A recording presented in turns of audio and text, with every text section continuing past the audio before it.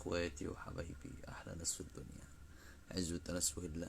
وحشني جدا، اعذروني لو كنا في اللايف امبارح الواحد ما كانش مفوق او كنت تعبان بس شوية والله. يعني عارفين الاحساس الواحد لما يكون مدغدغ هو الاحساس ده. على العموم انت ممكن دلوقتي تسألني سؤال وانا هرد عليك بصوتي. ابني انا عرفت هلا بصدفة، يعني زي اللي في الافلام كده.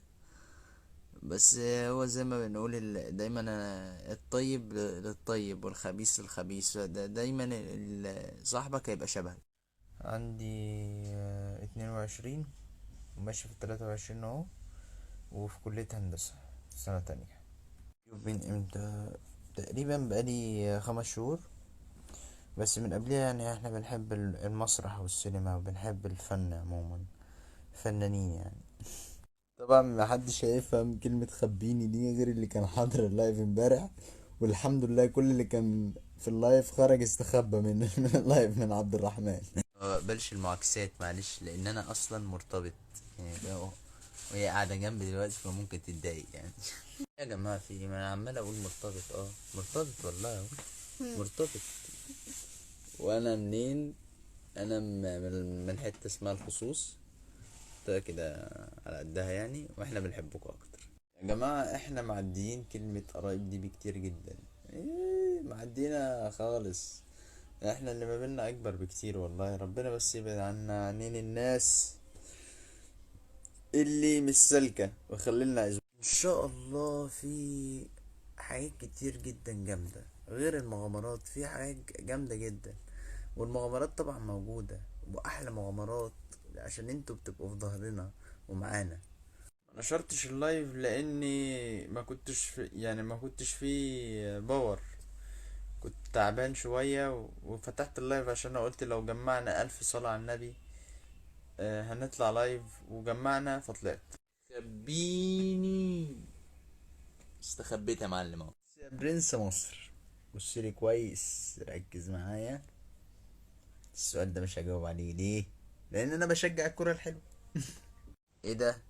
انت مين؟ انا انت مين؟ ليان. ليان. دي بنتي يا جماعة، مش اختي بس. المغامرات الجاية يا معلم مش هتبقى زي اي مغامرة فاتت. المغامرات الجاية اشد كتير من اللي فاتت. ليه؟ عشان احنا ولاد رزق. والله العظيم والله العظيم انا كمان بحبكوا اكتر، قسما بالله. انتوا عزوتنا، انتوا مش جمهور، انتوا اخواتنا وحبايبنا. عزوتنا عزوة انس ويلا، العزوة الجامدة جدا، عزوة الابطال. ما عملناش فيديوهات لان احنا خارجين من ضغطة كبيرة يعني، فعايزين بس ناخد ريست عشان نعرف نشتغل صح بس. والله يا جماعة احنا اكتر من اخوات، احنا اكتر من اخوات بكتير. واثقة اوي في نفسها. والله يعني مش عارف، مش عارف صراحة. يمكن نزلت هنا غلط على الارض، ممكن اكون نزلت على الارض غلط، ممكن. الحلو حلو الروح عموما. طبعا هنروح لعبد الرحمن مبروك نبارك له على المولود، بس مش خبط لزق كده. يعني مستنيين الدنيا تتظبط عنده شوية وكده.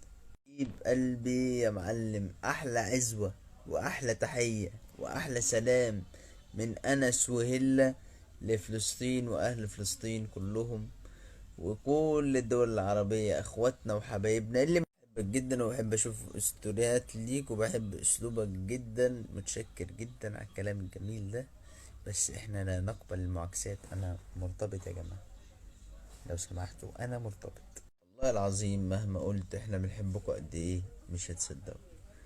احنا بنحبكوا جدا جدا جدا. احنا تعبنا بجد لحد ما نوصل للناس. بنحبكوا، والمغامرات الجاية والشغل الجاي هي اكبر نصيحة ممكن اقدمها له ان هو يخليه مع ربنا.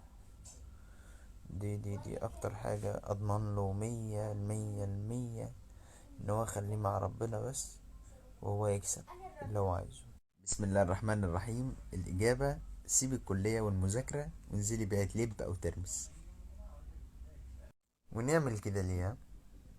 يعني عايزين تضحكوا نضحكوا بطريقة تانية غير الغنى. والله ما دريت يا رجال، والله ما رأيت ولا شفت المسج. والله العظيم من كتر الأسئلة بنقي الأسئلة اللي يعني تفيد الناس وهي بتتفرج على الستوري. طيب السؤال ده، أنا عندي 22، هي اللي عنده 23، عبد الرحمن عنده 21 سنة. تظهر في أي حتة تاخد اللقطة. والله قسما بالله مفيش حد في السوشيال ميديا عموما بيعمل زي ما احنا بنعمل. احنا بنرد على الناس كلها، وقت ما نكون فاضيين بنرد على الناس كلها، شباب وبنات كبار وصغيرين والكلام ده. يمكن عشان بحب اصلي على النبي كتير، ممكن، مش عارف، ممكن والله. كما قال المغني الكبير عبد الرحمن موانو: خبيني. طبعا الشرابية واهل الشرابية بنحبكم جدا جدا جدا. عزبة انا سويل ابطال. لا على فكرة احنا من زمان واحنا بنعمل حاجات يعني غريبة وعجيبة يعني، وممكن احكي لكم مواقف كنت بعملها كارثية وخيالية بس ما كانتش بتتصور. فاحنا بقينا نعمل نفس الحاجات بس بقينا نصورها بس. يا جدعان زلابيا كرهني بسبب امه، مع اني بعامله معاملة الاب الحنون يعني، وامه بتحبني يعني. والله انا مش مأذون، مش مأذون. تخش تكلميه تتجوزوا ما تتجوزوش، اعمل لكم ايه؟ انا مالي.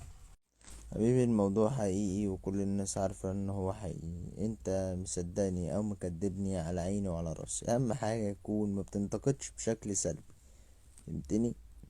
لكن انت لو خدت الموضوع زي مسلسل خلاص عادي.